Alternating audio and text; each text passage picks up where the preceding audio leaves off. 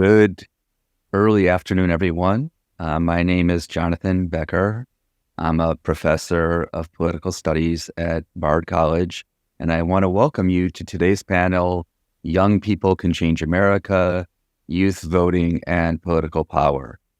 The talk is sponsored by the Mellon Foundation, the Open Society University Network, the Andrew Goodman Foundation, and Alt New College. This talk is part of a course entitled Student Voting, Power, Politics, and Race in the Fight for American Democracy.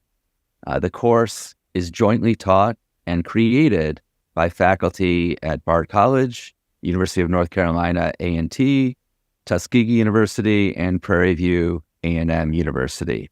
And the course uses the 26th Amendment, which lowered the voting age from 21 to 18 and outlawed age-based voter discrimination as a prism through which to understand the history of voting and disenfranchisement in the United States and the role of college communities in the fight for voting rights. I want to thank my fellow faculty who are here today, Lisa Bratton from Tuskegee University, Jelani Favors from North Carolina A&T, Simon Galuli from Bard College, Melanie Price from Prairie View A&M, and Yael Bromberg, who has worked with the Andrew Goodman Foundation and is a faculty member at Rutgers University. Today's talk is particularly important because today is National Voter Registration Day, and I know on Bard College we are pushing further voter registration. It's part of Constitution Week, and finally it coincides with the reintroduction of the John Lewis Voting Rights Amendment, which will happen today in Washington, D.C., and there'll be a lot of information on that. I encourage people to check in. Our introducer today and our initial moderator will be Sierra Ford, who is a Bard College student who's a leader at electionbard.edu and an Andrew Goodman ambassador. I want to thank you all for coming today, especially thank the students for posing such excellent questions. And now I want to turn to Sierra. Thank you. Hi. Thank you, Professor, for introducing me. Again, I'm Sierra. I would be remiss without acknowledging how much of a privilege it is to introduce the panelists for today. So without further ado, I'm going to introduce our first panelist, BRIANNA CEA. BRIANNA CEA is the executive director and founder of Generation Vote, a skilled youth voting rights organizer and advocate for the Asian American and Pacific Islander community in New York City.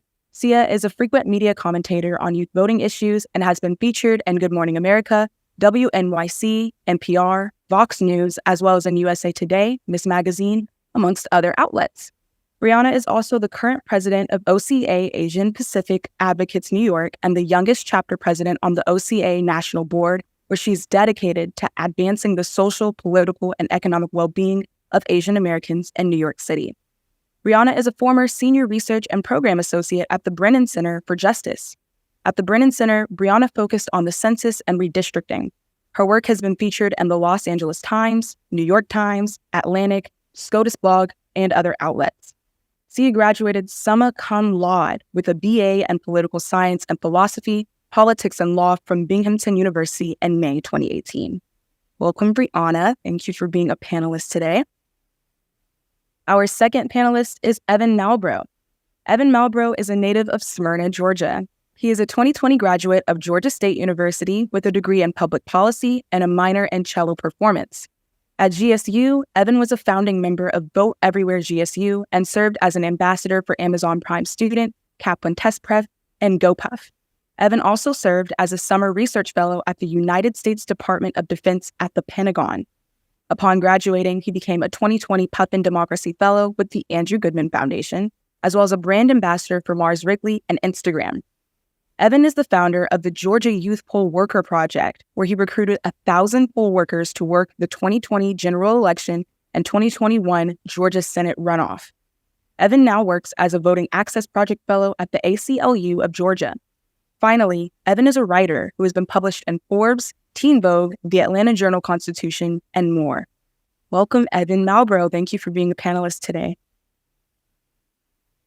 Our third panelist is MAISIE Brown. MAISIE is a 19-year-old Mississippi native, activist, and organizer. Throughout the years, she's published several pieces about the need for the change of the state flag, state universities, and the need for a call to change Mississippi. She's been heavily involved in advocacy throughout the years, which even took her to the nation's capital to advocate for the need to change the state flag, while also presenting a TEDx Jackson talk on the importance of the social media generation in the fight for equality. She's volunteered on numerous campaigns, including the Mike Espy for U.S. Senate campaign. She is currently the Youth Program Director at the Institute for Democratic Education in America, where she works to create and facilitate programs with students around Jackson on the concept of democratic education and learning to advocate for themselves and their communities. Upon graduation from Murrah High School, she co-organized Jackson's Black Lives Matter protest in the summer of 2020 that was the largest protest since the 1960s civil rights era in the state of Mississippi. Concurrently, she's the Jackson branch leader of 601 for Period Equity, a Mississippi-based group that provides supplies and resources for Black menstruators across the state. She currently studies history and political science at North Carolina A&T State University. Thank you, Maisie, for joining us today. Our fourth and final panelist is David Hogg. Thrust into the world of activism by the largest school shooting in American history, Parkland survivor David Hogg has become one of the most compelling voices of his generation. His call to get over politics and get something done challenges Americans to stand up, speak out, and work to elect morally just leaders, regardless of party affiliation. Passionate in his advocacy to end gun violence, David's mission of increasing voter participation, civic engagement, and activism embraces a range of issues. On February 14th, 2018, David's life changed forever. As a senior at Marjory Stoneman Douglas High School in Parkland, Florida, he lost friends, classmates, and teachers. A total of 17 people were killed when a teen gunman sprayed bullets from a high-powered military assault rifle. David's eloquent responses to America's largest school shooting immediately placed him in the national and international media spotlight. Committed to becoming an agent for change, he resolved that no other young person should have to experience the tragic impact of gun violence. He joined with friends from high school to co-found March for Our Lives, now one of the world's largest youth-led movements. 5 weeks after the shooting, March for Our Lives mobilized one of the biggest demonstrations in the nation's history. Speaking before an estimated 800,000 protesters in Washington, D.C., David declared, "The sun shines on a new day, and it is ours." Since then, David's activism has taken him around the country, meeting with impacted families and diverse communities to deepen his knowledge of gun safety and the politics of ending gun violence. With his younger sister, Lauren, also a student at Marjory Stoneman Douglas High School, he co-wrote Never Again, a New York Times bestseller. David and Lauren also contributed to the best-selling book Glimmer of Hope, How Tragedy Sparked a Movement, a compilation of writing from the founders of March for Our Lives. In 2019, David headed to Harvard University and graduated in the spring of 2023. He recently co-founded Leaders We Deserve, a grassroots political organization dedicated to electing young progressives to Congress and state legislators across the country. "We will help defeat the far-right agenda and advance a progressive vision for our collective future," David says. A prolific voice on social media with more than 1 million followers, David uses his platform to promote civic engagement, activism, and voting.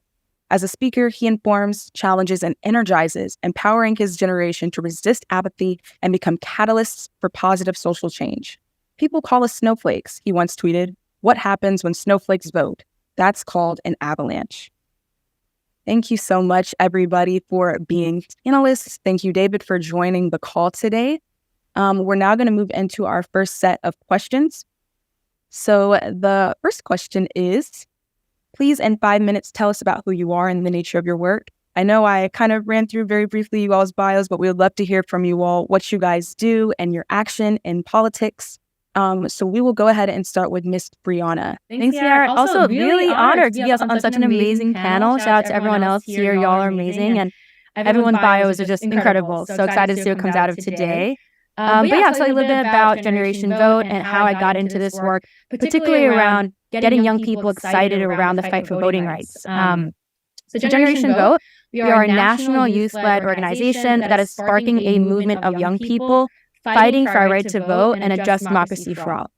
And we're doing this by rising to meet our generation's democratic crisis by building people power through a national organizing home for youth voting rights organizers, shifting public opinion by making electoral justice issues a major priority for young voters, especially in elections, and fighting for our right to vote by organizing direct actions and national electoral justice campaigns. So I got into this work when I was also a student. So shout out to all the students on the call. Just a few years ago, I went to a school in upstate New York, which was SUNY Binghamton. So I'm not sure any upstate people here, but when I went to school in upstate New York at the time, New York had one of the worst election systems in the country. We didn't have early voting. We didn't have automatic voter registration. We didn't have pre-registration. We literally had none of like the expansive voter reform efforts that majority of states in the Northeast and Mid-Atlantic have. And so when I was in my freshman or sophomore year at SUNY Binghamton, I remember being really excited to vote in my first presidential primary election during like the Bernie wave, right? And so I showed up to go vote, and I was literally turned away. And they said, you can't vote. And I was like, what do you mean I can't vote? And it turns out that I missed a registration deadline to change party affiliations for a closed primary election in New York State, right? And I just remember leaving the poll site that day just feeling so crushed. All my friends had their I voted stickers and waving around, the Bernie or whatever primary person they were voting for that year. And I just felt like I felt powerless in that moment. And I remember going home that day and looking up like, what's up with these closed primaries? What deadline did I miss to like not be able to vote? And it turns out New York had the worst registration deadlines in the country after Kentucky for voter registration. So shout out to everyone doing voter registration work today on National Registration Day. And so I remember being really upset about this. And I brought this back to my friends. And at the time, we were working on local campaigns across Broome County to get young people involved in electing progressives into local office, from county executive down to the like school board, right? And I told them, I was like, hey, if we want to get young people involved in electing people into office, we also need to think about the structural barriers that young people are facing when trying to access the ballot, like myself, right? And so it was as a result of that work that Generation Vote, we, at our first convening in upstate New York, voted to help start the largest voting rights coalition in New York State. And it was in that advocacy that we were able to bring together an amazing coalition of young people, of students from across the state, of immigrant rights advocates, of union workers, of single parents, to finally demand that Albany make voting rights a priority for everyday New Yorkers. And as a result of our advocacy, we were disrupting legislative meetings, we were holding rallies and people hearings, we were organizing chapters across the state to get involved in the fight around building local political power and overhauling New York's election laws, that we were able to pass the first voting reforms in New York State over 100 years. And so as we were doing that work, people across the country were seeing this movement of young people giving a blank about voting rights in New York State. And they were like, that is so cool to see not only young people organizing other young people to register and go vote, but to actually think about the structural barriers in place that make it harder for everyday people to access that right. And so it was a result of this work that just started in New York State that we were able to talk to amazing organizers across the country, some of which are on this call, to think about what can it look like to build a movement of young people fighting for our right to vote and a just democracy for all across the country. And I'll be talking about this later throughout the panel, but I firmly believe our generation is facing a democratic crisis, and this is the time to build a movement where we ensure that our voices can be heard at the ballot box and beyond. So excited to dive into that with y'all, and really appreciate you guys having me today. Thank you so much. That is so incredibly impactful. We're already getting some really good questions, but I just want to remind people that you guys can pose your questions in the Q&A section and also name your institution. Thank you again, Brianna. We're going to move with EVAN MALBROUGH. Oh, hello, everyone. So my name is EVAN MALBROUGH. So I got started in voting rights work in the 2016 presidential election, and I kind of came into the work very untraditionally. When I started working in voting rights and civil rights, I was actually a major in cello performance at Georgia State University. So if there's any music majors in the crowd, they'll probably know that if you are a music major, during the week you have absolutely no time between classes, between performances. Pretty much every day of the week is filled with something, which makes it a little hard to get money. So what I ended up doing was, in my freshman year in 2016, I ended up canvassing for a lot of local and national candidates around the state of Georgia. on my Saturdays and Sundays. And what this gave me the opportunity to do was really go out and see a lot of people's opinions, see how people lived, get their opinions on what the current political climate was, how the election was going, and what they wanted to see from the candidates. And through that, I really saw that while I had a love for being a cellist, and I still do, I still am a cellist, I play every week to this day, I realized that I would get a lot more out of being a part of a movement, especially after the presidential election of 2016. So after that, I got more politically involved on campus throughout the rest of my freshman year. Upon finishing my freshman year, I received my fellowship at the Department of Defense. So I even got even closer into working in government and working in the public sector. And then that summer after my freshman year, I had the absolute pleasure of joining the Andrew Goodman Foundation. So while at the Andrew Goodman Foundation, I was trained to work on campus as a nonpartisan voting rights organizer, and as well as be able to join a community of other young voting rights organizers across the country. And that really helped me awaken myself as an organizer and make some changes on my campus. One of the initiatives we were able to do was create vote.gsu.edu, which is our school's now landing page for voter registration and voter information. And on the other side, we were actually able to convince Fulton County and advocate to Fulton County to allow for our on-campus early voting location to be fully student staffed. So, and that's actually how the Poll Worker Project started, because when we worked at the on-campus early voting location, we worked it on, I believe it was Monday, Tuesday, and Wednesday. And by Friday, Georgia State closed for COVID. So it was literally, we worked the precinct a week before the whole campus and the entire country shut down for COVID.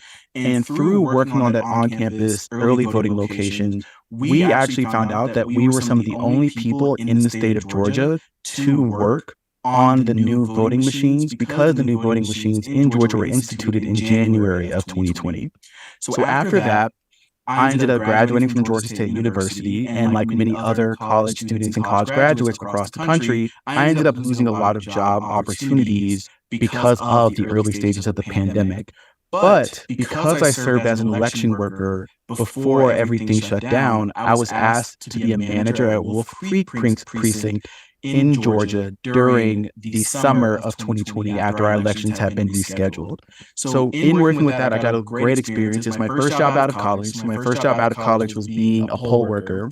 And it was a great experience running the precinct. I got to see election work, and I got to see the real issues in election work and in our election system firsthand, because I had to respond to them. There were situations where I had to run my entire early voting location on a hotspot on my phone because the early voting location lost internet, right? There was times we had a tornado near there and we lost power, and we still had to find a way to get voters, right? In Georgia, there were only 5 early voting locations in Fulton County, which is the largest county in Georgia. So there would be times where we would be serving voters from as early as 7 o'clock a.m. in the morning all the way to 1 o'clock a.m. the next morning. So the Poll Worker Project started from this as well, because one day during the early voting period, there was a COVID outbreak, right? We were still in the early stages. So a COVID outbreak happened at one of the 5 early voting locations in Fulton. And what that caused was a lot of people decided to drop out of being poll workers in the middle of the early voting period because they were scared they would get infected. So when that happened, Fulton County came to me and asked me if I had any friends who were in need of some money and who wanted to serve as poll workers, and luckily I did. And I was able to recruit a few of my friends to fill the poll worker shortage that happened during the early voting period. So after early voting ended for the primary that I was working in, I decided that the issue that I experienced while serving as a manager was going to be an issue that was going to happen all across my home state of Georgia. And that gave me the impetus to start the Georgia Youth Poll Worker Project. And in starting the project, we were not only able to recruit 1,000 students to become election workers, but also through our collaboration with Fulton County, we were also able to train an equal amount of election workers throughout the county. And then after that, we then worked to staff other elections, not just the presidential election in 2020. And then at the end of 2021, I was able to sell my nonprofit to the ACLU of Georgia, where I just actually finished my fellowship last week, and I'm currently working as a manager in our term. That's great. Thank you so much. And congratulations on finishing your fellowship. I'm actually from Marietta, Georgia, so I'm also a Georgia native. And I can't tell you how integral your work was in the civic engagement at my high school. So it's really dope to meet you. Thank you. What high school? Did you go to Marietta High? I'm close to Marietta High. I went to Kennesaw Mountain High School. Okay. That is in County. Yeah. Sorry, but we should connect after this. But it's really nice to meet you. We're going to move forward with our third panelist, Ms. MAISIE Brown. Okay, good afternoon, everyone. Actually, right now it's really, really hectic on campus because it is National Voter Registration Day, and so we have a ton of events going on right now. So I'm like in a kind of quiet study room trying to get through this. So actually the bio that she read is like 3 years old. So I'm gonna like reintroduce myself a little bit because I have changed a lot in the past 3 years. But my name is MAISIE Brown. I'm a 21-year-old senior at the Jackson State University. I study political science. I'm currently the high school program director at Mississippi Votes, and we are a nonpartisan, nonprofit, civic voter engagement and education and all activation, all of the things to get Mississippians registered to vote. And I do all of our high school program. And so I'm with the babies who just learned how to vote. I'm with the babies who can't quite vote yet, but hopefully will be activated to do so when they do turn 18 and can register. And I'm all about making sure that young people are informed of what's going on, that they are activated to know what's going on. And so over the years, even after the protests that we organized in 2020, I've done a lot of work with the Jackson water crisis. I formed the Mississippi Student Advocacy Team. We're kind of functioning right now as like a crisis response team. So when things go wrong, we've done a lot of work with the Jackson water crisis. We got some funds to do work when the tornadoes hit, rolling for the Mississippi Delta, where my family roots are from. And so to date, we've donated over 100,000 bottles of water to people in Jackson, thousands of households, thousands of pads, tampons, all the things to incarcerated women in schools across the state of Mississippi. There is a lot of work that needs to be done here in Mississippi, and there's a lot of work that is being done mostly by young people. Moving forward this year, I'm Mississippi's Truman Scholar, and so I'm really excited to have the support of the foundation and those connections that I made with fellow Truman Scholars from around the country who are all very eager and excited also to make changes within their state and to assist us in helping to make change here. And so I'm just really excited to really get into this new bubble of activism and get into this new bubble of being surrounded by so much knowledge and so many organizers. When we talk about getting young people engaged and activated, especially here in Mississippi, it can be quite tough. You have a very large demographic of young people who are very forward-thinking, that are very progressive, that are not okay with the things that they see that are happening around us, the different types of environmental racism that we are experiencing, the different types of voter suppression, and a lot of things that Brianna was talking about. In Mississippi, we do not have automatic voter registration. That's not a thing. If you are not registered by October 10th this year, you will not be able to vote in November, even if you are of age. It's extremely hard to get absentee, no excuse voting done. All of these different things, different voter ID laws that we still have, and that people will not be able to vote. They're not able to present certain forms of ID. And so all of these different things are still going on that makes it harder for people to get engaged. And then a lot of the candidates that we have running here in Mississippi, especially for statewide elections, are not reflective of the thoughts and ideas of young folks who want to see things change. And so I think that right now we're in a really critical time of making sure that our young people here do not lose hope. that they know that change is possible, that we don't always have to be at the top of the list for everything bad, for everything negative, and that people don't have to continuously use us as an example of what not to be.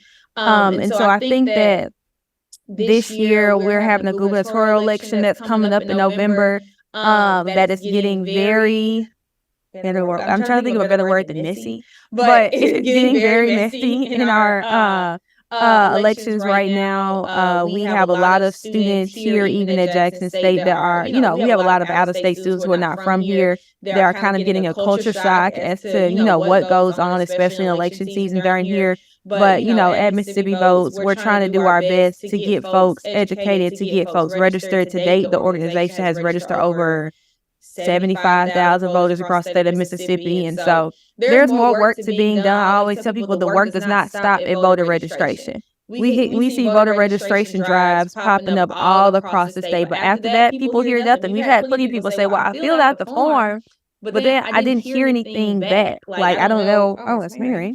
I don't know if I got my card in the mail. Nobody sent me anything on where I'm supposed to go. I don't know what the polling location is. Sometimes on the day of the election, the polling location changes that people don't know.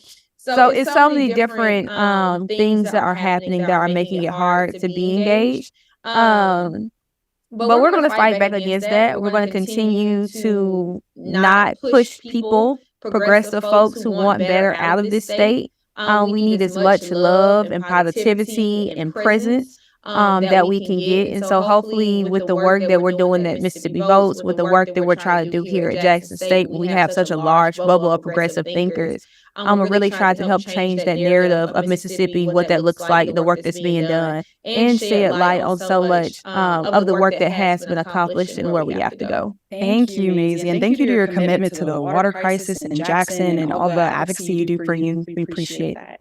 We're going to move forward with David now. Mr. David. I just wanted to say I'm very honored to be on such a panel with such accomplished individuals that have done so much in helping to bring our generation into power.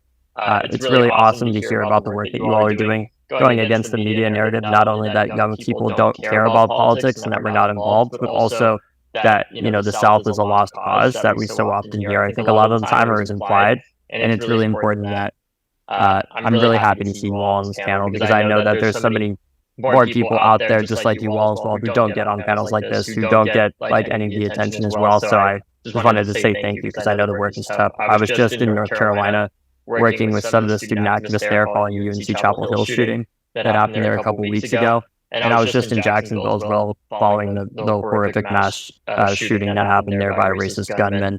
And the work that you do is absolutely essential. And I talk a lot because of this work to Justin Jones as well, and I know that he's in the fight with you all as well. So thank you for everything that you do.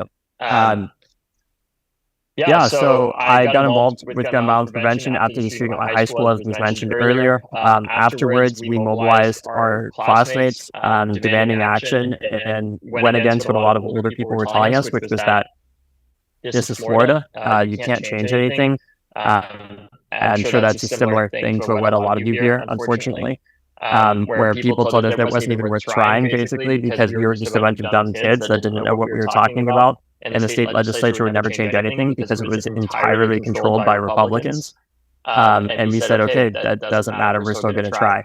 And we did. We raised the age to buy guns to 21 in the state. And we also passed a law that enables you to disarm people that are risk themselves and others through a court order with the right to due process and counsel, so that if somebody like the shooter at my high school, God forbid there's somebody like that in the future that threatens to shoot up a high school multiple times, he can have his gun taken away with a court order and a right to due process and counsel. The law that we passed after Parkland that enabled people to do that has been used over 6,000 times, including one time to help disarm somebody that sent a death threat to my own mother that said, F with the NRA, you will be DOA. During the law that we passed after Parkland may have prevented me having to bury my own mom.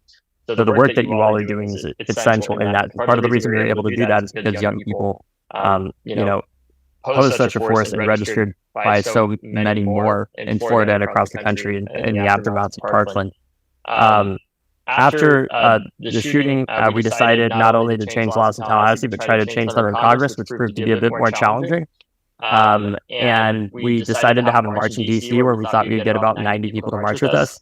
And we ended up having over 800,000 people march with us in the largest youth protest since the anti-Vietnam War protest. We also had over 800 sister marches around the country and around the world on every continent except the one with penguins.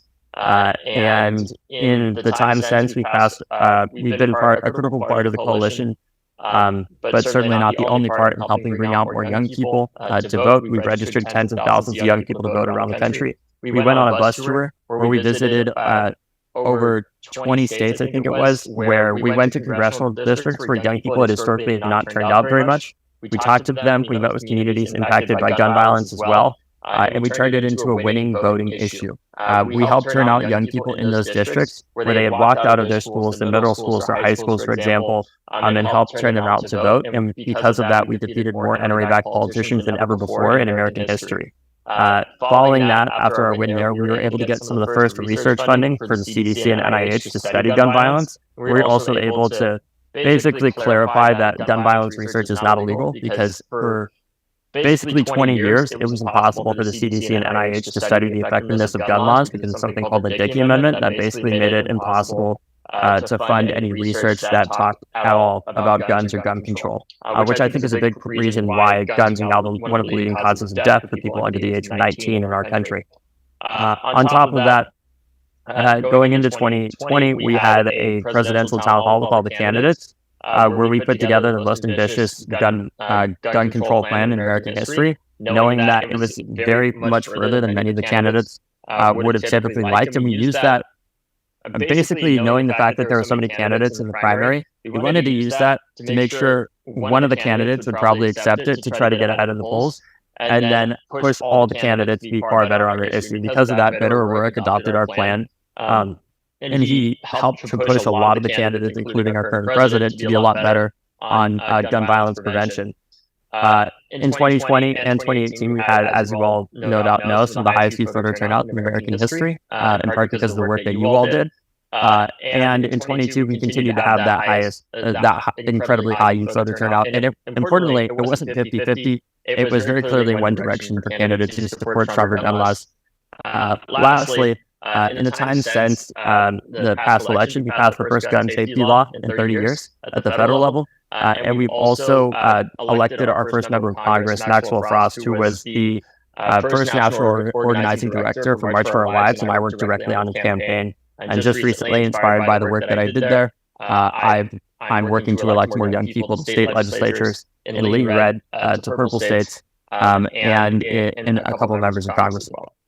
Thank you so much, y'all. This is just so incredible and impactful that you guys are doing. We're going to move forward with our second question. I ask that we limit the answer to our second question to around 2 minutes. Some of you guys have already kind of addressed this in your intros, but today is National Voter Registration Day, as we know. So what advice would some of you guys give to young people on why they should vote? And what would you recommend to young people to increase political participation? And again, we'll just limit this to around 2 minutes. Thank you. I'll hop in first. I would say that yes, today is National Voter Registration Day. The advice I would give on why young people should vote is because voting is an essential part of being an active citizen in a democracy. But what I can recommend for political participation is don't just let it stop at a vote.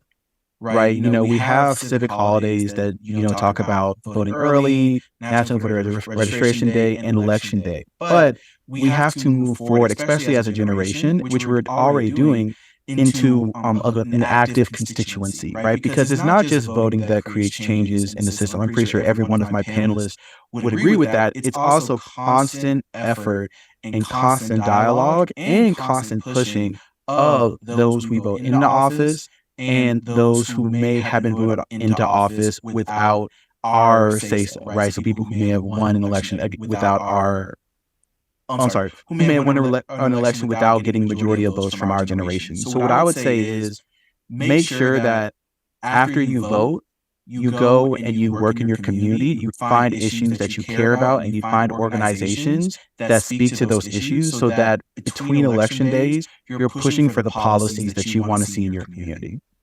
Thank you for stressing that. That's extremely important. Maybe we'll take one more panelist to answer this question on why you think it's important that young people vote, and what would you recommend to young people to increase political participation? Anybody can then. Hot boy.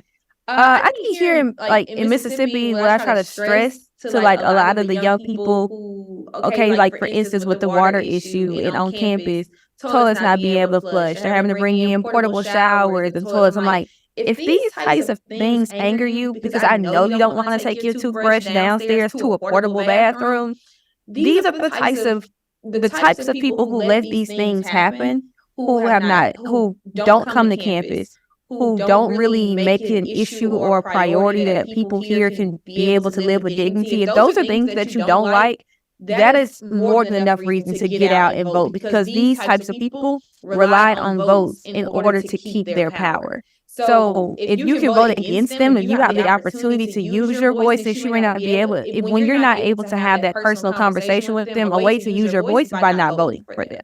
A way to use your voice is to advocate and to promote other candidates and issues that you care about, and bring awareness to the fact that they are not working on behalf of their people, the constituents, the people that they are supposed to be liberating and making sure that they're okay and living with dignity. And so a lot of the times when young people are wondering, well, how can I get my voice out there, while I teach them about other advocacy tools that they can use and ways they can elevate their voice and engage folks around them, I also say voting is also an advocacy tool. Voting is also a way to be engaged and to make your voice heard. When those numbers come out, and when so many of us are voting for these issues, and we're saying that these are the issues that will keep us from voting for you or make sure that we will vote for you, I think that you are allowing folks, to really, really understand the importance of ensuring that they're talking about and advocating for issues that affect us. And so I always just try to advertise it as not only a civic responsibility, but the tool to really, really create that change that you want to see and put people in power that actually care about you and your well-being. All right. Thank you so much for that. Brianna, you also had a perspective that you wanted to add. Yeah, I'll make it quick, but just when I heard the question about like increasing political participation, one framing and one thing I want to uplift for the group to just take away and kind of like marinate on after is, what does it mean to not only vote, right, but to also be advocating for a democracy, an electoral system that impacts everyone that lives in this country. And so that's why at Generation Vote, we have this mission of not only fighting for right to vote and a just democracy for all. And the reason why that just democracy for all piece is very critical, in the bio that was mentioned earlier, was raised that I work a lot with Asian Americans and API folks in New York City, right? And so a lot of the young people I work with may not have status. They're undocumented, or they literally cannot participate in the process, right? And even other organizers that come to GenVote, when they hear building a movement, fighting for a just democracy for all, they're like, oh my gosh, this is actually a youth-led movement that doesn't just focus on voting, but actually reimagining and pushing the status quo for what it means for all people to participate politically in this society. And so whether it means engaging young people politically, like Evan mentioned, beyond the ballot box, to participate in the census, to participate in advocating for redistricting reform, right, that impacts everyone in this country, or pushing the status quo in New York City. We're currently in litigation right now over a law called Our City, Our Vote that would be the largest expansion of voting rights in decades that this country has ever seen, by allowing people who are not citizens to vote in local elections. And that's because grassroots people are demanding that we reimagine the status quo, what it means to even participate in the political process and who it's for. And so that's one thing I just want to bring into this conversation, that there may be students here that hear voting and may not feel like this can resonate with y'all, but there are so many other ways that we can completely reimagine this, quote, democracy that we have in the so-called, United States of America. Thank you so much, Brianna. David, did you also want to add a perspective to this question before we move on? Nope. I think you guys did a great job. I think so too. Thank you guys so much for this. I'm so heartened to hear you guys be so invested in youth representation in politics. So we're now going to move forward with our student questions, if that's okay. And I believe my professor, Jonathan Becker, is going to oversee that. But I wanted to thank you guys for answering these first set of questions. I've learned so much, and I'm sure everybody else can say the same. So thank you guys so much. Thank you so much, Sierra. Here's what we're going to do. First, I want to remind everyone that you can use the Q&A function to pose additional questions. We're going to go in order, as I put in the chat, of Sierra Lee from Tuskegee, Tanya Johnson from North Carolina A&T, and then Tom Chitwood from Bard. I'm going to pose one question first, though, using my professorial power, I guess. And this was a question posed by a Tuskegee student. And I just want to ask you all, those involved in registration, which is, as a youth poll organizer, this is for Evan, but it could be for all of you, what role can educational institutions play in promoting voter registration and engagement among young people? Oh, so I guess Tito said to me, the number one thing you could do is push to get a voting location on your college campus, right? Because it's one thing to talk about access, is one thing to inform voters, but actually giving that access really means making it as easy for students to vote as possible. So on our campus at Georgia State University, a lot of our organizing was around the fact that we had a location on campus, and it allowed us to expand what our efforts were, right? Because it wasn't just voter registration, right? It was also GOTV. We can go to dorms and tell students, hey, there's an early voting location on campus. Or when we register them, we could register them towards voting early on campus.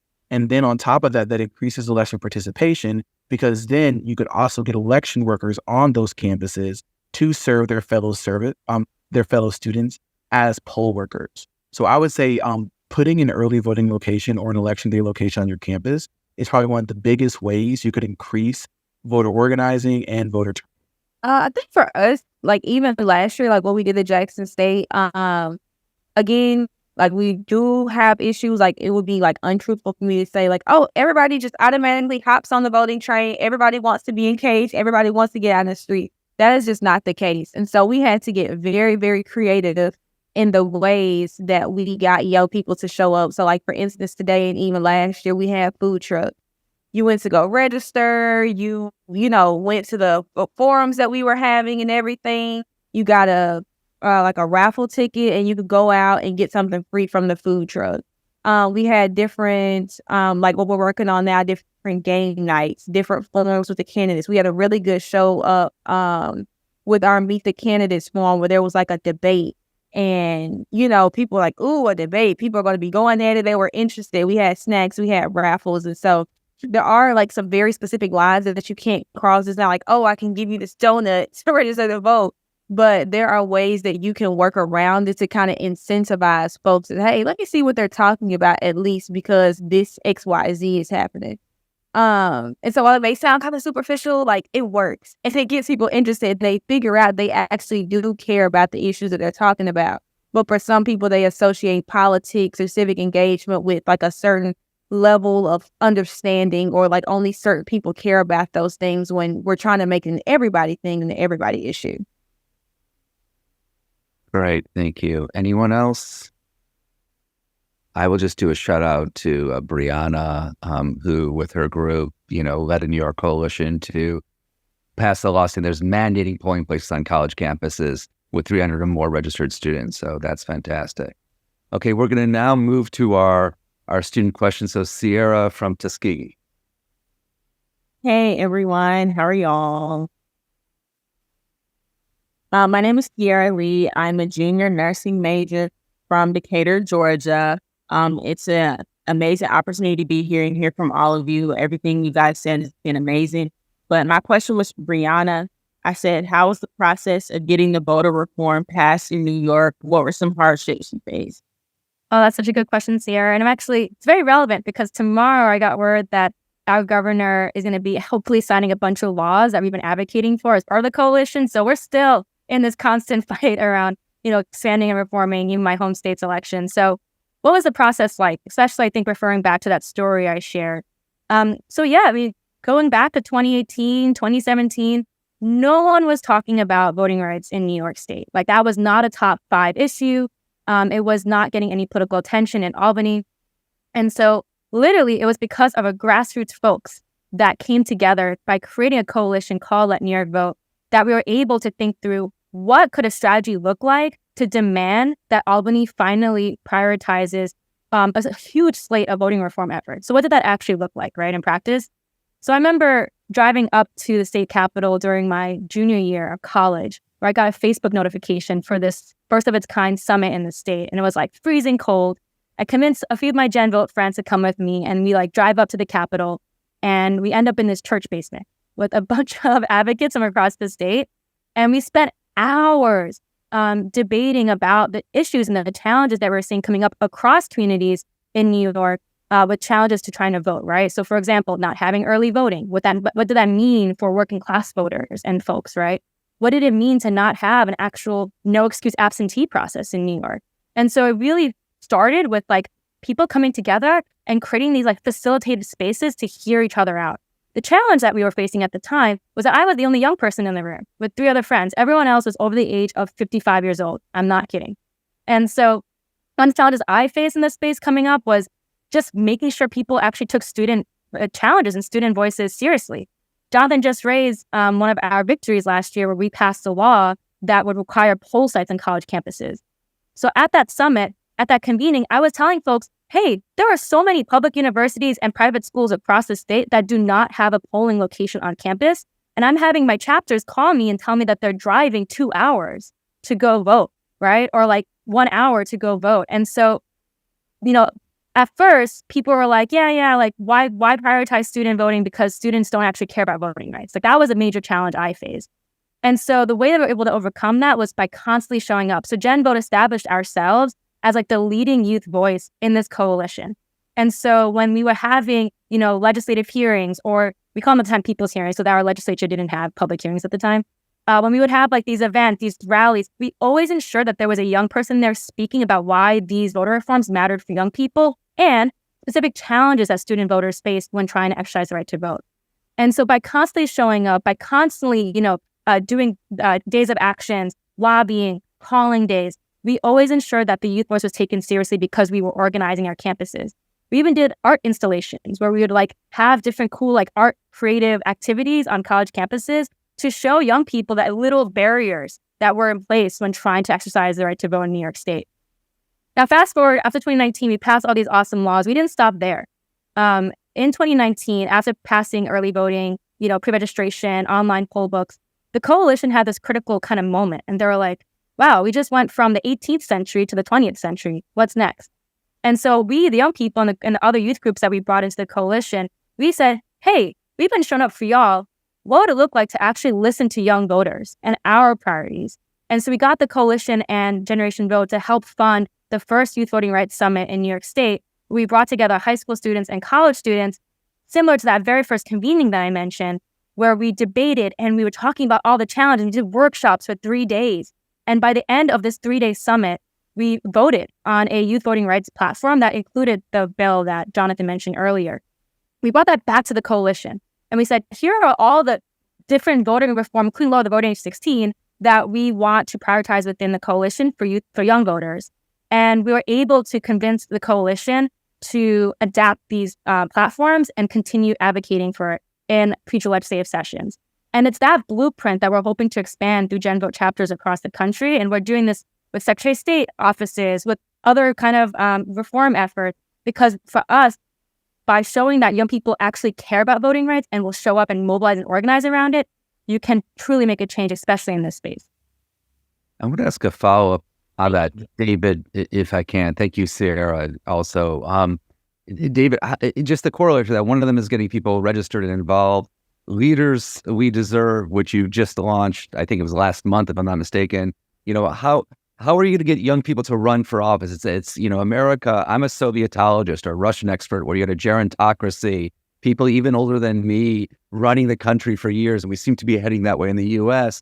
How do you convince young people not just to participate, but to run for office, given all the challenges involved? And how will Leaders We Deserve do that?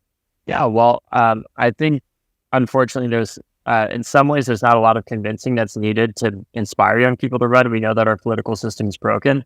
I think part of what we have to fight against is the idea that something being broken means that it's also unfixable, which those two things are not the same. I honestly, the major challenge that we face, because a lot of the work that Leaders We Deserve does is like, we don't train candidates to run for office, but we connect them to the resources that they need to be able to run, because we work with Run for Something, who already trains candidates really well, and they're a great partner of ours. We help come on their campaigns and really supercharge them, working on the day-to-day operations, helping them, with, how do you write a press release? How do you get an endorsement from a city council member? How do you, how do you do the right amount of call time to raise money when you're a young person that oftentimes is not going to be taken that seriously? And the other way to be taken seriously is by having a lot of funding in politics a lot of the time for young people. I think one of the major challenges, frankly, is that we don't pay our state legislators enough. We don't. And it's not talked about enough because they're not going to talk about it because no politician wants to advocate to be paid more. But we need to pay our local elected officials and our city leaders or our state legislative officials way more. Right now, for example, in Florida, they're paid, I think it's around $29,000. That is not enough to live off of in the state of Florida. There are very few. There are some states, even like New Mexico, where the annual salary for a state legislator is $0 a year. These are oftentimes not full-time jobs, but they do need to show up a lot. And what we need to do is start having a conversation on the outside of this for the politicians and younger people who can't get elected or can't even, not that they can't get elected, but can't be in those roles because they're financially unable to do that, and start talking about how these systems are inherently built against young people, and especially younger people of color and young women of color in particular, because there's so many economic hurdles that get in the way of that. So a lot of the work that we do is connecting people on our advisory council with state legislators who look like them and have had similar experiences. So I was talking to a young woman who's going to be running in Texas pretty soon the other day, and she was connected to us, and she's got an amazing background. She's a young woman of color. And one of the first things that I talked to her about was, how much the Texas state legislature is paid, which is like $7,000 a year, basically. And she said one of her biggest hesitancies to running as like basically a young first generation American as well, is the fact that it's not paid very well. And she has to figure out how she can keep her job to do that at the same time.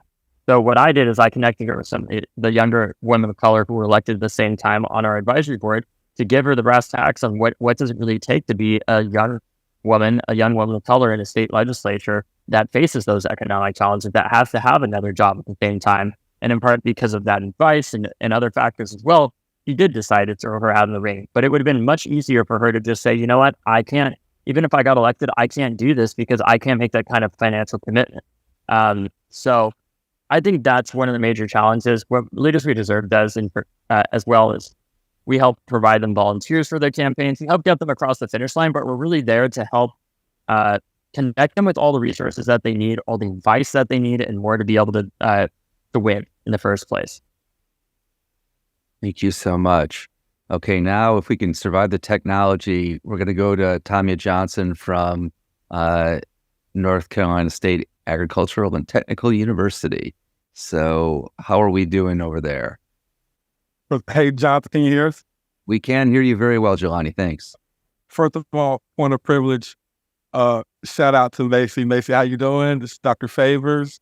Again, MAISIE was my former student, her freshman year at North Carolina A&T, and she left to go home to Jackson State, and we're so proud of her, though. And we hope that she still carries a little bit of Aggie pride with her. So the question is coming from Tamaya Johnson. Good afternoon. I'm Tamaya Johnson, a senior political science student at North Carolina A&T, and I would like to commend each of you on the work that you are doing on behalf of our generation, but also the generations to come. So thank you so much. I'd like to pose a question to each of you. Why is voting viewed as an individual right rather than a collective liberty systemically? That was deep. I think well, let Brianna go first now. I'm saying after. No, Mason, you got it. I can go on forever about this, so go for it. I feel like this should be like a philosophy question more so than anything from my like political philosophy class. I think when you asked that question, the first thing that kind of came to my mind was like our civil rights movement, especially here in Mississippi during Freedom Summer. When we talk about like that collective responsibility, that collective action of even during Freedom Summer when they were doing mock elections for votes that wouldn't even be counted, but just to show as a block of people how committed we were to being a part of the process. And I think that after, even though we are not what we want to be, after the passage of the Voting Rights Act, and people, I don't want to say voting almost became the importance of voting, I don't want to say has become obsolete, but I feel like once we got over that hurdle of it being somewhat accessible, the urgency behind it has slowly tapered off for a lot of people, especially when they live in states that don't embrace a lot of the views that they have. And they feel as if even when they do vote, nothing ever happens. And so I would say that over the years, I feel like that collective responsibility of voting has decreased because we feel like we've gotten to a point where it should just be my personal decision. If I don't want to vote, I don't have to vote. Things are going to be that way anyway. And so it's like a sense of complacency as well because of the condition that our country is in. And so I think there was one big collective goal decades ago of like, oh, we need the right to vote. This is what needs to happen. We are part of this country. Then once it's like we got over that hurdle, it's like, okay, we got that. Now what? And so I think that what's missing from creating that big collective energy that we used to have years ago is like one big common goal or one big common issue that people can unite themselves around to kind of create that big block of voting and collective responsibility that we once felt. And so I think it's getting even more complicated now with so many different issues that people care about and so many different big hot topics that are just like on our brink of, we're arguing, are we still a democracy? This is happening. This is going back, so many different issues. And so I think that because of our lack of one big central issue, like there was a few decades ago, that's kind of hurting that big collective responsibility because everybody feels like they're all separated by the issues. I'll jump in there too, Maisy, because I really appreciate bringing Freedom Summers up. And also, I majored in political science and philosophy, so shout out to that philosophy shout out.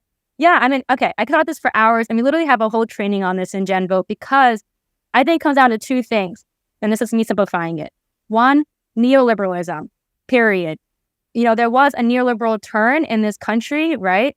Post-civil rights movement, where this idea of so many aspects that were, from voting to other elements of collective care became reduced to an individual responsibility. Right. So I do firmly believe that there was an intentional effort through neoliberal policies and administrations to turn what used to be, a big priority in organizing the United States to reducing voting, right, and participating in democracy as an individual action. And that is why so many voter suppression efforts you see now are so attuned to, one, being like, it's not that hard for you to vote, but you just need to navigate like a million different policies, right? And so to Maisie's point, with the Freedom Summers, another thing that I think is missing nowadays, and folks can debate me on this, but I do think there was a really big role the faith movement played during the Civil Rights Movement, where there was this also moral urgency and responsibility around organizing for voting rights and other demands of the Civil Rights Movement that due to the deliberate, and also I think for Gen Z and millennials, even maybe unintentional non-affiliation with faith institutions, that as a generation, we may not have that still collective kind of moral responsibility that I think we saw imbued in so many young people that were driving a lot of the efforts with Freedom Summers and the Civil Rights Movement. But back to my point about kind of like neoliberalism turning voting into this individual responsibility, we firmly believe in, shout out to Yael Bromberg here, who taught me this, voter confusion is voter suppression. And I say this now all over the country, because why is it that it has to be the burden of the individual to navigate all these egregious voter suppression policies and rules when it should be the responsibility of the state, of our schools, to be developing resources and being seen as trusted messengers to educate, our generation, right? And so I definitely think that if we're going to be developing movements of young people fighting for voting rights, democracy reform efforts, and other issue areas across the country, we do need to kind of go back to like these ideological issues that are truly hurting our movements today. So again, I could talk about this forever, but really appreciate that question, whoever raised it. That was great. Any other philosopher panelists, or shall we move to the next question? Okay, we'll go to that. Thank you very much for the question and the answers. It's great. Tom Chidwood, I don't know if you've been able to see the question. You did pose a really good question, and I'm not sure if you're in a position to ask this now, so I am going to see if that works. If not, maybe I'll read the question. So I'm going to pause for a second. Tom, are you good? I see it, Bard. Yeah. And hello, everyone. I'm Tom Chiblik, a sophomore written arts major here at Bard. Thank you so much for doing this. It's been really great to meet all. What comes front and center as one of the main reasons that people aren't voting is because they think their vote doesn't matter. And given the sort of ongoing use of gerrymandering and the loss of competitive districts, it seems like there's at least some truth to that idea. So how do you respond to that? And what tools people use to make their voice heard, even if they think their vote doesn't matter? Ooh, I'll hop in on this one. I would say, yes, definitely the current legislative maps landscape definitely is very unfavorable, especially in the South. I know, for example, my colleagues at the ACLU over the past few weeks have been actually arguing against Georgia's gerrymandered maps. There's also been the current, federalist struggle between Alabama and the Supreme Court about their maps. And then I know that's a big issue with Wisconsin with their Supreme Court race, because their Supreme Court race, it literally decided the maps. And now we're seeing that one of the political parties is actually trying to suppress that election by impeaching one of the judges to preside over it. So I definitely do validate the experiences and the ideas of young people, because it is a very bad situation, right? You're living in states with maps to where if you vote, it's pretty much already written that the party that wrote the map would win in many of the scenarios. But what I would say is, this is where we really get into the idea of it's not just voting, right? Because as I said before, advocacy and progress does not start or stop at the ballot box.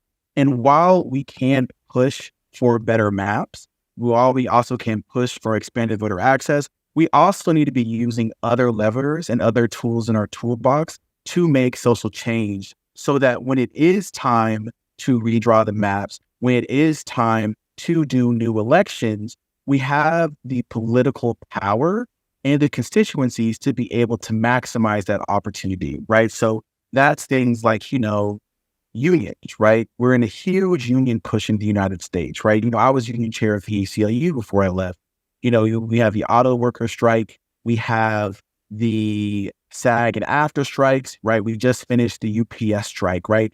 And, I think going back to what Bree said about, neoliberalism and the individual, we oftentimes don't really associate those two movements as being together or being connected, but they very much are, right? Because of the fact that, those unions, those strikes, they affect economies, right? They affect standards of living.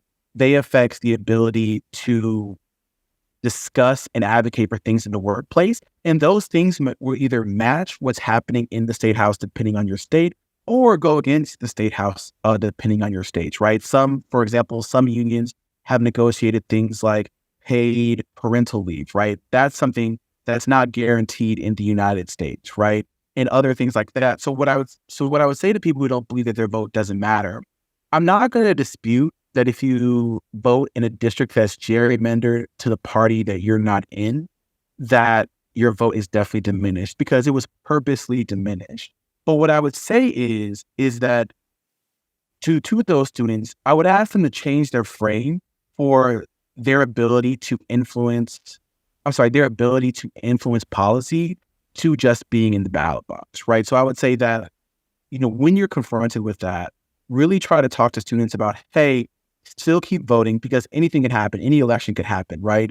And of course, this is a nonpartisan conversation, but I'm from the state of Georgia, right? The state of Georgia has 2 Democratic senators, right? I was born in 97. This is the first time that's ever been since I was born, and I turned 26 this year.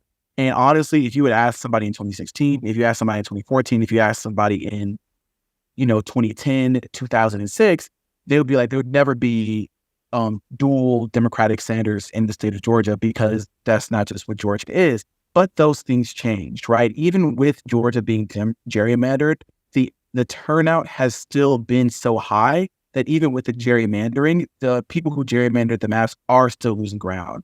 So what I would say is keep voting, but also focus and prioritize other ways to change policy, because you can't change policy even in hostile governments outside of just voting. Right. Anyone else want to contribute to that, or should we go to the next question? Let's jump in because during my former Brennan hat, where I was on the redistricting team. So shout out to what Evan just raised about also like thinking about how can young people get involved, because there can be hope, right? We don't have to as a generation accept these rigged maps, right? To accept the gerrymandering that's happening. And we've seen successful efforts in states like Michigan with the Independent Redistricting Commission of grassroots people saying enough is enough and demanding reform. And so when I was at the Brennan Center, we did a lot of writing about the importance of everyday people understanding what the hell is going on around redistricting in your community, and to see if there are places for you to plug in regarding reform conversations. And I even personally got involved in my own community where during this past redistricting cycle, there were efforts to try to gerrymander some of the districts in my neighborhood. And it came down to me just showing up to a space where people are talking about it, educating myself even on a local level about the different communities of interest, literally driving around and just seeing where our people are in terms of like Asian Americans, right? Like back to my APA advocacy hat.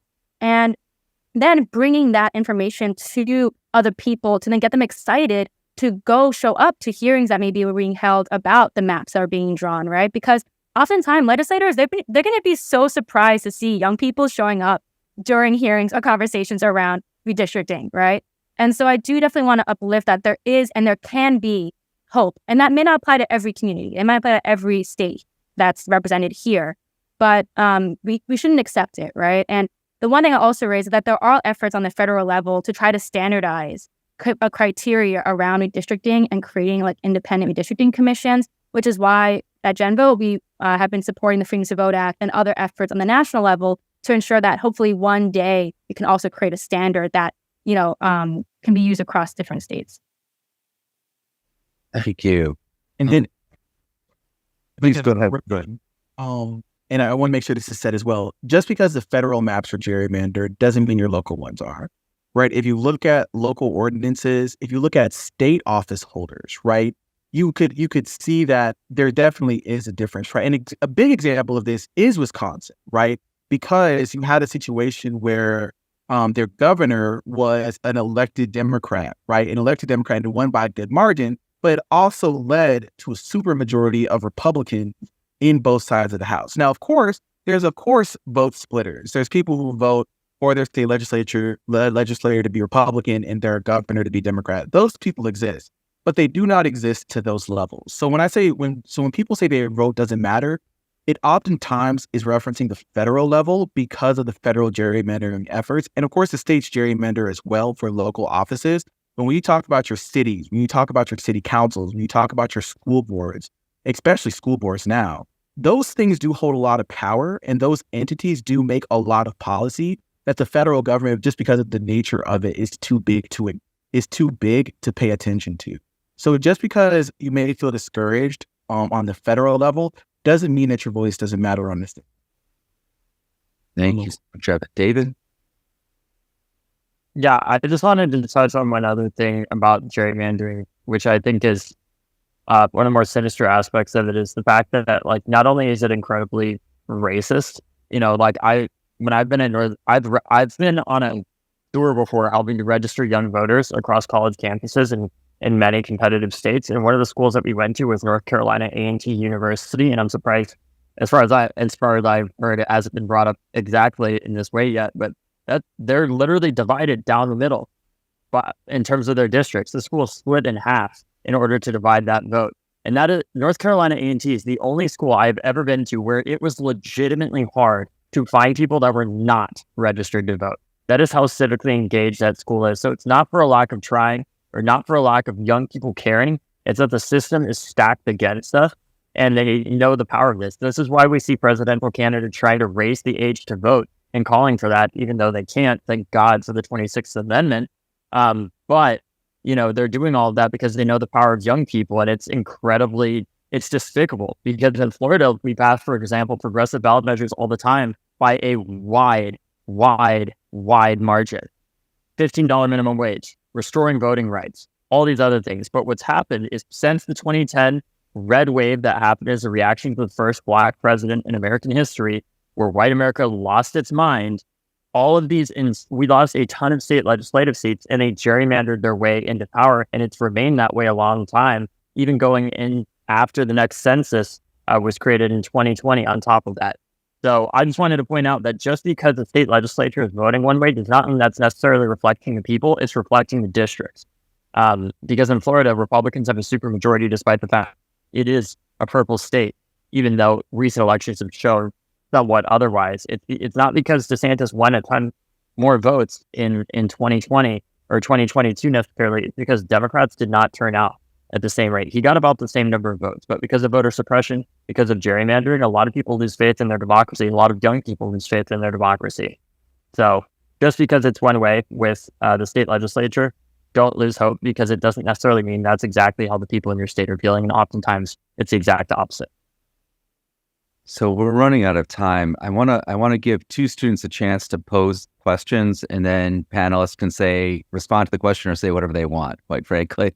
So let's go. Speaking of the shout out to North Carolina A&T, let's go to Quentin Clark from North Carolina A&T. You could pose your question. Then I'm going to ask Sadia from Tuskegee to pose her question. So Quentin, can you pose your question, please?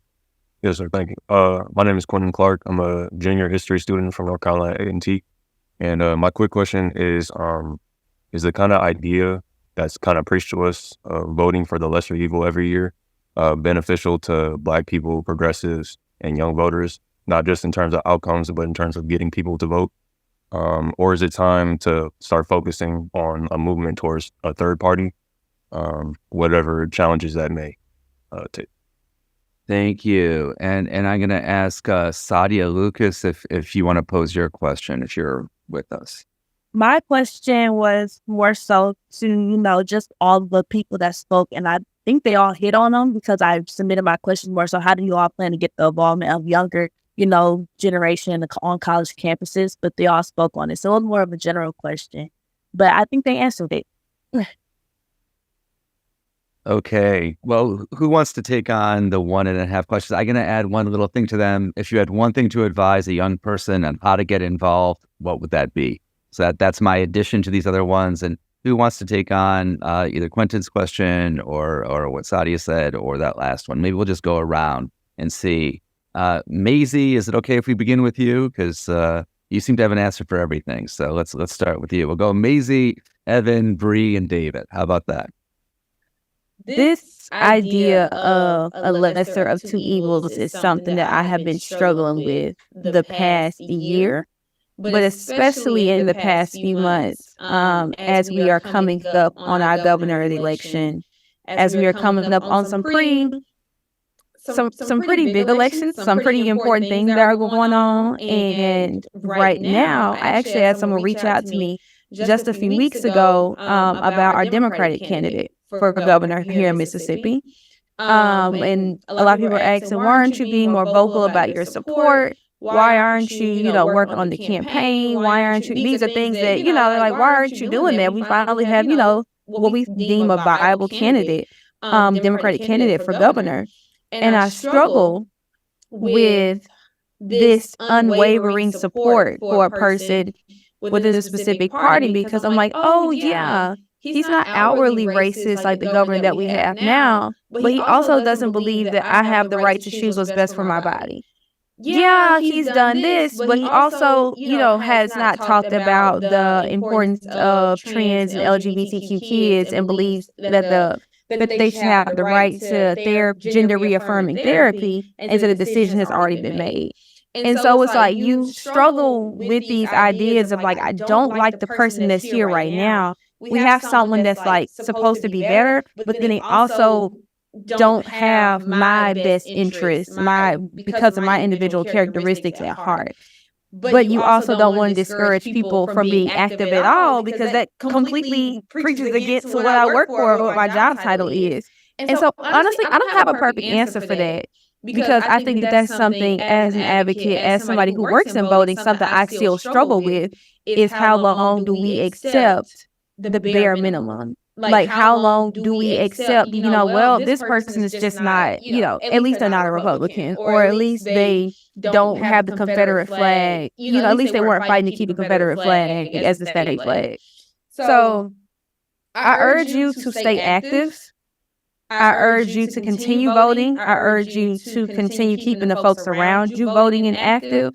But I don't think that you should feel bad if you are not quite as energized as you would like to be about people or when you are voting. But I think that we have to continue hoping that the work that we are doing will give us candidates that we can be energized and excited about.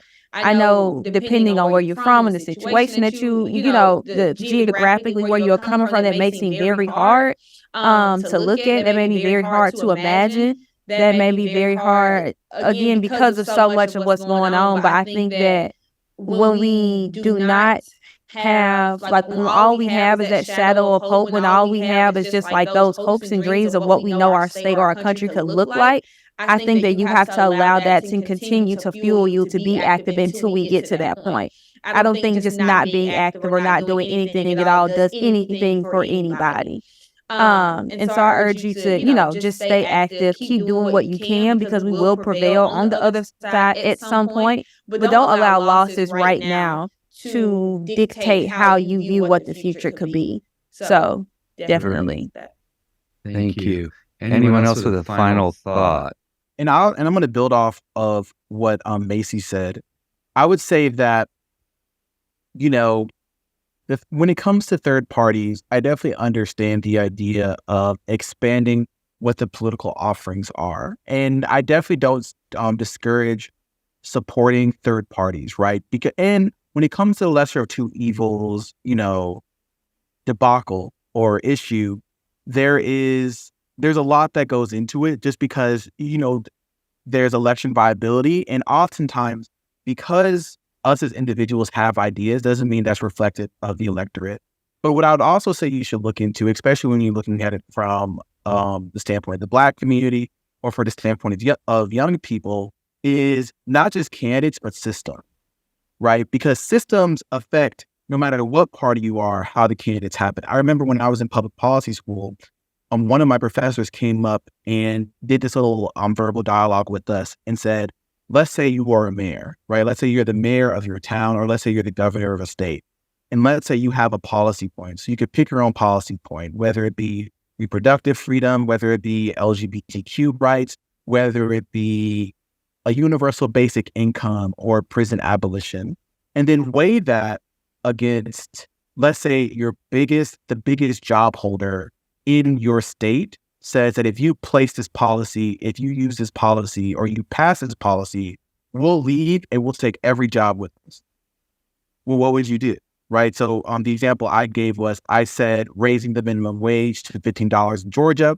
And then I was responded to with, what if Coca-Cola, which is one of the flagship companies of Georgia, what if Coca-Cola says, hey, if you raise the minimum wage even 1 penny, we'll leave and we'll take the jobs with us, right? And the reason I gave that example is because it's a lot of systems. And honestly, in my belief, I would say that we will probably not get a situation where we don't have the lesser of two evils until, through collective actions, we change the system that often inhibits the people we elect from actually acting, right? Because that's what it really goes into, right? If you look at, David was talking about the gun lobby, right? The gun lobby has a lot of power, right? If you look at the prison lobby, right? The prison lobby has a lot of power, not just because, there's a lot of people in prison, but on top of that, there's a huge economic incentive to imprisoning people, which is very sad to say in the modern era, but that's just the fact of the matter is, if you look at a lot of prisons, they're placed in a lot of neighborhoods and a lot of communities where there used to be factories. So now on top of the only human issues, we have economic issues. So what I would say is, look to, please continue to vote, just because, frankly, the lesser of two evils, just objectively, is the lesser of two evils, but also work to figure out how we can, outside of these systems, work to change them, right? Because, institutions in the United States come and go, right? Like, slavery was an institution. Slavery was a major institution. It was the complete battery for the Southern economy. And through action, that was abolished, right? Well, not technically abolished because we have prison, but neither here nor there. But those types of things change, right? So you need to understand that, yes, a third party could work maybe locally. I don't see a third party winning nationally for the next 20 years. But I would also say is, ask yourself, if you do elect that third party, will they be able to do the things you want to do? And that's a systemic question. Thanks.